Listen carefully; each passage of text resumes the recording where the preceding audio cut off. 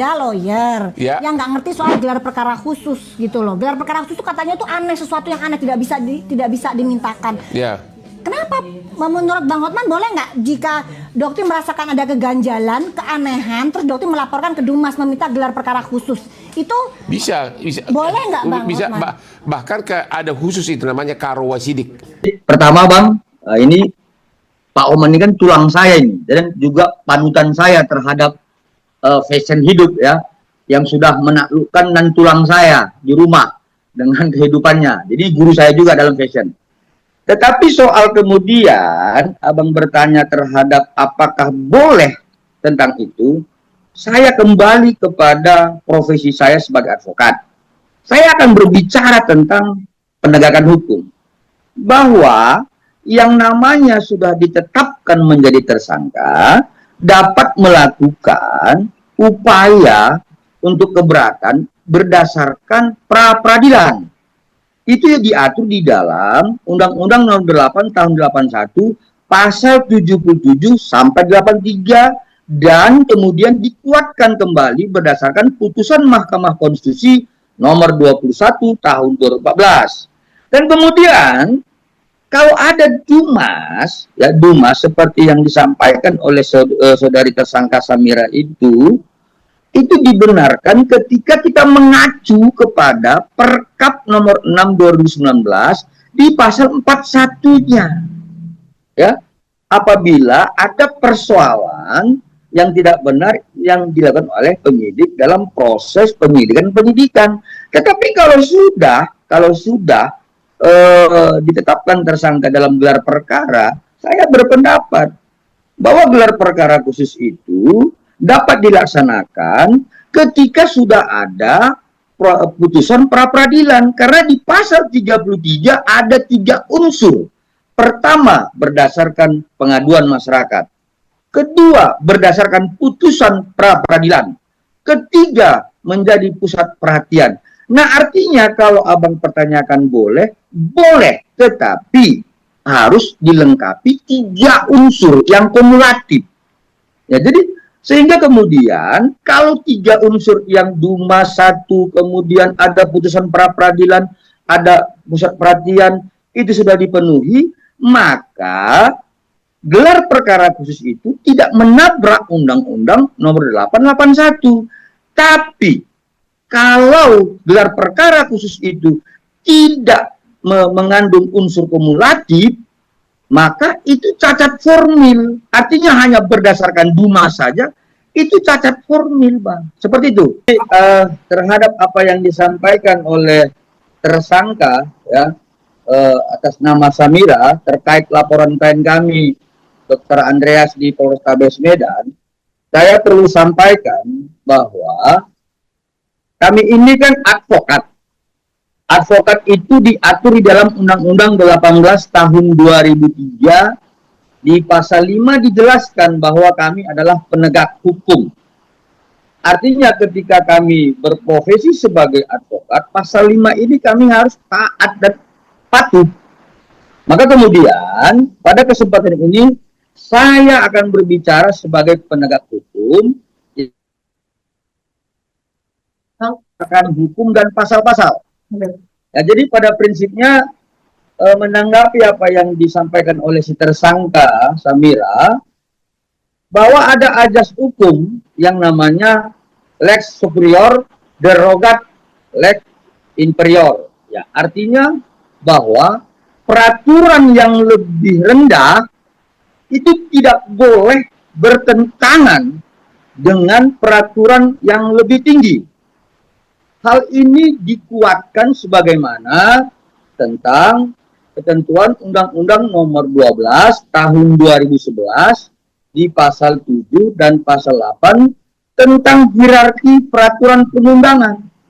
Ya, artinya yang disebutkan dengan gelar perkara khusus itu hanya tertuang di dalam peraturan Kapolri Nomor 6 Tahun 2019 di pasal 31 dan pasal 33. Sementara untuk menetapkan saudari Samira ini menjadi tersangka, itu berdasarkan Undang-Undang Nomor 8 Tahun 1981, yaitu ada di pasal 1, angka 2, angka 10, dan angka 14. Dan kemudian juga sebagaimana di dalam Undang-Undang Nomor 2 Tahun 2002 di pasal 14 ayat 1 huruf G. Nah, artinya itulah saya sebagai advokat, sebagai penegak hukum, berbicara pasal per pasal.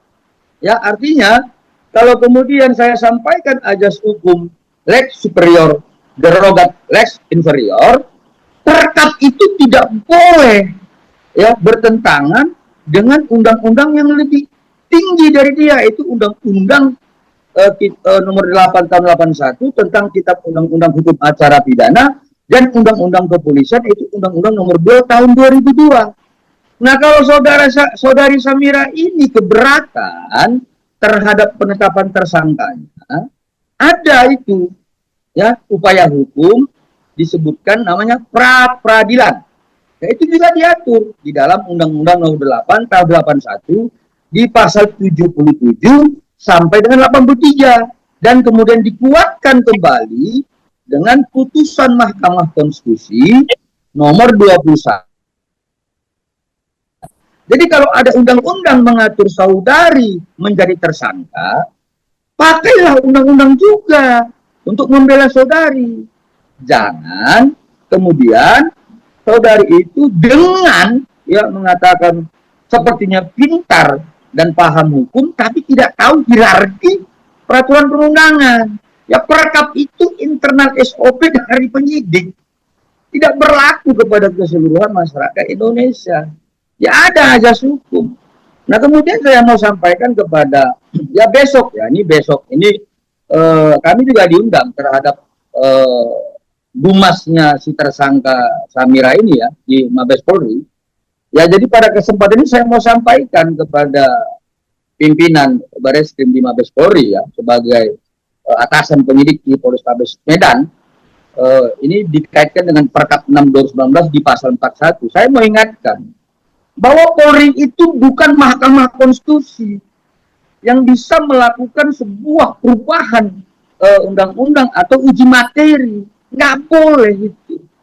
Jadi kalau ada Undang-Undang Nomor 2 Tahun 2002 di pasal 14 ayat 1 huruf D yang mengatur bahwa penyidik itu harus melakukan penyelidikan dan penyidikan berdasar hukum acara, laksanakan itu. Yang mana hukum acaranya? Ya Undang-Undang Nomor 881. Nggak bisa kepada perkap itu. Artinya gelar perkara khusus tidak boleh membatalkan gelar perkara yang sudah dilaksanakan oleh penyidik Polrestabes Medan berdasarkan Undang-Undang 881. Jadi ini sebagai edukasi juga ya kepada seluruh masyarakat. Artinya ada sebuah azas hukum yang harus kita pahami, dan itu dituangkan di dalam Undang-Undang Nomor 12 Tahun 2011 pasal 7 dan pasal 8. Ya, seperti itu. Jadi kemudian sebagai tambahan, kalaulah memang kita taat ajas hukum, ya, ini juga saya sampaikan kepada penyidik Mabes Polri, kalau taat ajas hukum dan merupakan penegak hukum, ayo kita bicara hukum. Kita lihat ajas dari equality before the law. Artinya, saya sudah berkomunikasi ya dengan penasihat hukumnya saudari Iza Jeka. Itu proses penyidikannya sangat cepat ya dengan persangkaan pasal 27A di Polda Jawa Timur. Dan kemudian kalau saya lihat unsurnya itu absolutely berkabur. Kenapa? Saudari Iza Jeka itu berbicara tentang soundship film kartun dongeng, tetapi itu langsung ditersangkain dan langsung dipersidangkan dengan sangat cepat. Tapi kemudian ketika saudari Samira menyerang kehormatan klien kami dengan sangat terang benderang, ya dengan menyebutkan bahwa klien kami Dr. Andreas Hendri Situmkir dengan memampangkan fotonya bahwa klien kami bukan dokter, ya fix bukan dokter, kemudian mengatakan justiper. Ini kenapa diperlambat? Sepertinya ini kan menghalang-halangi proses penyidikan. Ini kan dugaan perbuatan tindak pidana obstruction justice. Ya, kami anggap ini sudah dugaan kami sudah melanggar ketentuan pasal 221 KUH pidana. Jadi ayolah, ya kami juga penegak hukum, advokat juga penegak hukum. Undang-Undang 18 tahun 2003 di pasal 5 menjelaskan kami penegak hukum. Artinya saya berbicara di sini berdasarkan hukum. Ya, jadi saya harapkan ya kalau si tersangka itu ya saya tidak peduli ya, kami tidak peduli karena dia tidak paham hukum. Ya, artinya saya juga berharap kepada atasan penyidik di Mabes Polri, ayo berbicara hukum. Undang-Undang nomor 2 tahun 2002 di pasal 14 ayat 1 huruf J jelaskan. Dalam proses penyidikan dan penyelidikan harus patuh dan taat kepada hukum acara pidana. Yang mana itu? Undang-Undang nomor 881. Jadi jangan menggunakan kekuasaan untuk mengintervensi undang-undang. Karena apa? Polri itu bukan Mahkamah Konstitusi. Saya ingatkan, ya, Polri itu bukan Mahkamah Konstitusi. Tapi kalau terus digunakan kekuasaan ini dan menabrak aturan-aturan, kami akan menggunakan hak-hak kami yang lain, yaitu kami akan menyurati Komisi 3 sebagaimana fungsi pengawasannya yang diatur dalam Undang-Undang 13 tahun 2019 tentang perubahan ketiga Undang-Undang 17 tahun 2014. Kami akan meminta hak angket untuk melakukan penyelidikan terhadap hal ini. Ya, jadi ayo kita sekarang udah bicara hukum tata negara. Ya, jadi kalau soal masalah penegakan hukum, saya siap. Tapi bicara hukum, bicara pasal, jangan bicara asumsi. Ya, sekali lagi saya ingatkan siapapun itu, ya kalau misalkan berbicara penegakan hukum, baik dia advokat, baik penyidik, siapapun itu, ayo bicara hukum, jangan bicara asumsi. Saya sudah kesal berlalu seperti ini. Masa kami itu sudah dilakukan proses penyidikan dan penyelidikan dengan baik, kemudian mau dihobar habir prosesnya dengan gelar perkara khusus yang seharusnya penetapan tersangka itu bisa dikoreksi dan dibatalkan dengan peradilan, bukan gelar perkara khusus. Seperti itu, Bang Vincent. Jadi begini, Bang Vincent. Sebelumnya beberapa waktu yang lalu, pada saat saya hadir di studio Cumi-Cumi, saya mendengar dari tim saya di Medan bahwa adanya kegiatan gelar perkara khusus di Mabes Polri di tanggal 7 Mei besok. Dan informasi itu didapatkan dari penyidik Polrestabes Medan. Tapi kemudian kemarin kami mendapatkan surat ya langsung dari Polrestabes halnya gelar perkara. Nah, satu ini saya anggap ini bukan indikasi, Bang, tapi sudah merupakan fakta. Satu, informasi adanya gelar perkara khusus. Kemarin kami dapat informasi, kemarin lagi berubah, yang katanya gelar perkara lagi halnya untuk besok. Nah, semakin aneh ya bagi saya, ada lagi gelar perkara di atas gelar perkara. Kalaulah benar besok itu adalah gelar perkara, jadi gelar perkara yang dilakukan oleh Polrestabes sebelumnya itu apa? Jadi apa boleh gelar perkara yang sudah dilaksanakan sebagaimana ketentuan Undang-Undang nomor 881 pasal 1, kemudian angka 2, angka 10, angka 14 itu dapat dibatalkan dengan Perkap 6 2019. Jadi kalau abang tanya apakah ini indikasi, saya bilang ini sudah nyata. Nah yang kedua, apalagi kalau kemudian besok gelar perkara itu atau gelar perkara khusus itu apapun besok yang terjadi, kemudian membuat proses penetapan tersangka saudari Samira ini mengambang, bahkan dibatalkan tanpa proses pra-peradilan, ini luar biasa, Bang, negara kita. Kenapa? Karena kalau berbicara masalah Perkap 6 2019 di pasal 33 tentang gelar perkara khusus, itu harus unsurnya kumulatif. Ya, salah satunya adalah tentang adanya putusan pra-peradilan yang kemudian dibuka dalam gelar perkara khusus itu. Artinya gelar perkara khusus menurut tafsir saya adalah dapat dilakukan sebagaimana unsur pasal 33 tapi dengan unsur kumulatif, harus ada putusan pra-peradilan. Jadi jangan gunakan kekuasaan untuk kemudian menciptakan sebuah apa namanya ya, menabrak undang-undang, menabrak peraturan perundangan. Jadi undang-undang ini diciptakan untuk mendapatkan keadilan untuk masyarakat Indonesia. Jadi jangan ketika kemudian kita punya wewenang, ya diskresi seperti itu, tapi menabrak undang-undang. Seperti itu, Bang Vincent. Jadi saya teringat, Bang, ya dengan pepatah orang tua kita, di atas langit ada langit. Artinya kalau kemudian besok terjadi kegiatan gelar perkara dan ataupun gelar perkara khusus, lalu kesimpulannya mengaburkan ketersangkaan si Samira ini, apalagi kemudian membatalkan ketersangkaannya, yang artinya dalam ilah menabrak konstitusi kita yaitu hukum acara dan Undang-Undang Nomor 2 Tahun 2002, maka saya akan gunakan pepatah orang tua kita, Bang, yaitu Undang-Undang Nomor 13 Tahun 2019 tentang perubahan ketiga, Undang-Undang 17 Tahun 2014 tentang pengawasan DPR RI, Bang. Kami akan bersurat kepada Komisi 3 ya untuk kemudian melaksanakan RDPU, lalu kemudian membuat hak angket ya. Karena ini sudah saya pikir melebar ya, bukannya lagi berbicara hukum pidana, tetapi saya lihat adanya pembangkangan terhadap konstitusi. Ya, saya bisa compare terhadap kasus Isa Jega, saya bisa compare terhadap kasusnya Samira, ya sama-sama yang terlapor.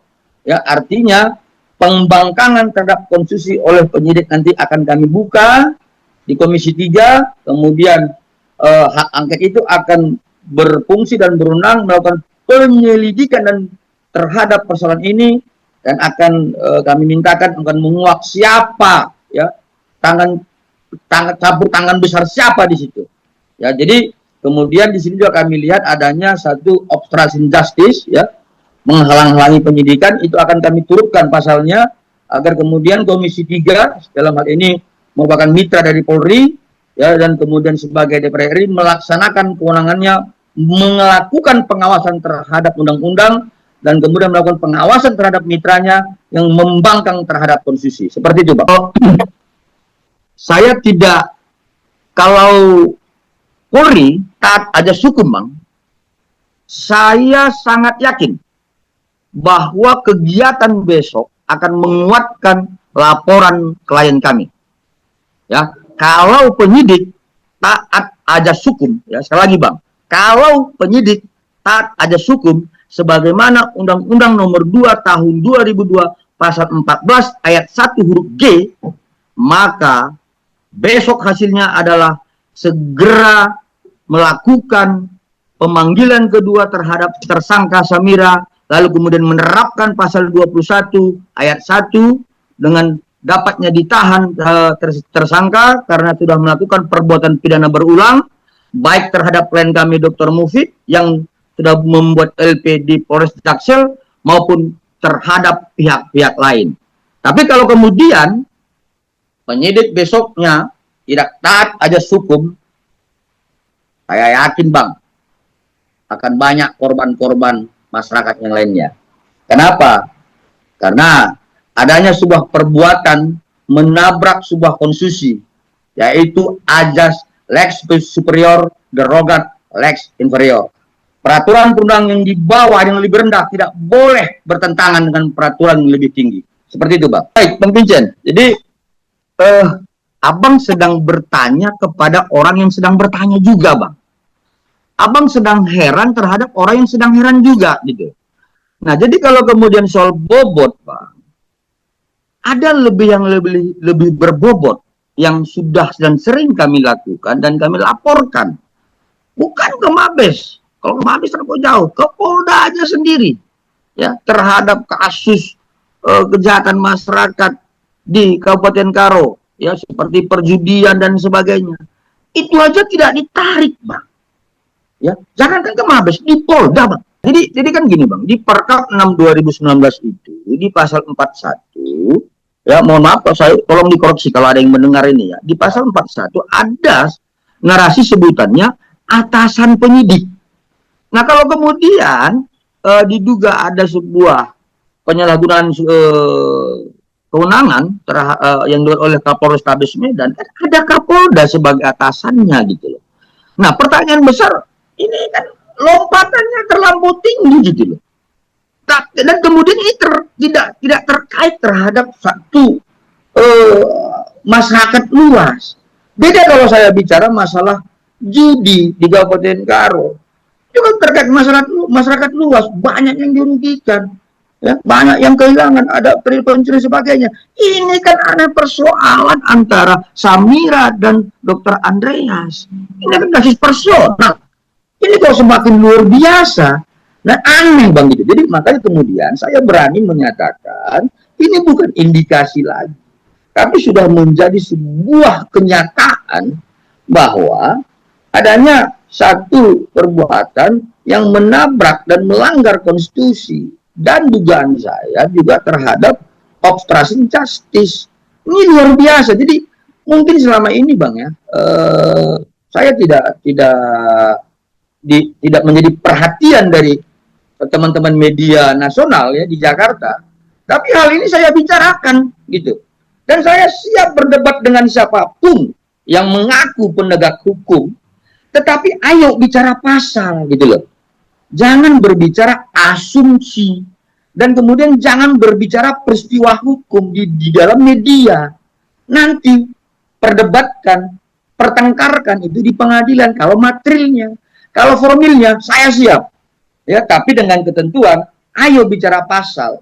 Jangan berbicara opini. Jadi kalau misalkan ada yang mau mengkoreksi saya nanti, ya ayo bicara pasal. Dan saya minta tolong juga kepada ya cumi-cumi yang dari awal juga mendorong saya ya, punya satu peran besar terhadap saya sehingga kemudian bisa muncul di media nasional. Kalau ada yang mengkoreksi saya nanti terhadap pernyataan saya, Bang Vincent, tanyakan kepada dia, pasal apa, dasar apa Anda berbicara seperti itu. Nah, kalau ada pendapat seseorang, tanyakan, berdasarkan pasal apa, undang-undang nomor berapa. Baru saya terima. Tapi kalau misalnya ada orang berpendapat, ya, apalagi dia penegak hukum, advokat, penyidik dan sebagainya, berpendapat tanpa berdasarkan hukum, ya artinya misalkan begini, saya berpendapat tidak bolehnya penetapan tersangka dibatalkan kalau tidak berdasarkan gelar perkara khusus. Nah, kemudian saya tidak menyampaikan berdasar apa. Nah, ini yang salah. Tapi kalau saya berpendapat hari ini tidak boleh dibatalkan penetapan tersangka tanpa pra peradilan, itu adalah berdasarkan kitab undang-undang hukum acara di pasal 77 sampai 83 dan putusan Mahkamah Konstitusi nomor 21 dan 14, itu baru advokat, Bang. Kalau nggak begitu, saya ragu keadvokatannya, begitu loh. Demikian Bang Vincent. Saya bilang tadi gini Bang, kalau besok ini terjadi, ini bukan kecurigaan lagi Bang. Ini bukan kecurigaan lagi. Ada perbuatan yang menabrak secara langsung dan terang benderang sebuah konstitusi gitu loh. Perkap ya, atau gelar perkara khusus itu hanya dituliskan, dituangkan di dalam perkap. Tidak ada satu undang-undang pun, sepengetahuan saya Bang, ya, menuliskan tentang gelar perkara khusus, atau tidak ada satu putusan Mahkamah Konstitusi pun yang menuangkan tentang gelar perkara khusus. Ya, kalau ada yang lebih mempunyai tentang referensi lebih dan ilmu lebih terhadap saya, tolong saya dikoreksi. Ya, saya juga belum tentu benar karena saya bukan ahli gitu ya. Tetapi saya advokat yang berbicara pasal yang saya ketahui. Nah, kalau abang kemudian bertanya, apakah ini ada indikasi, abang bilang begitu. Saya bilang kalau besok ada yang menabrak konstitusi, ini udah nyata bang, ada campur tangan kekuasaan bang, seperti itu. Ya, tapi dengan ketentuan syaratnya adalah ada yang menabrak konstitusi, seperti itu bang. Jadi jangan lupa untuk subscribe Cumi-Cumi, ditekan ya tombol lonceng merahnya.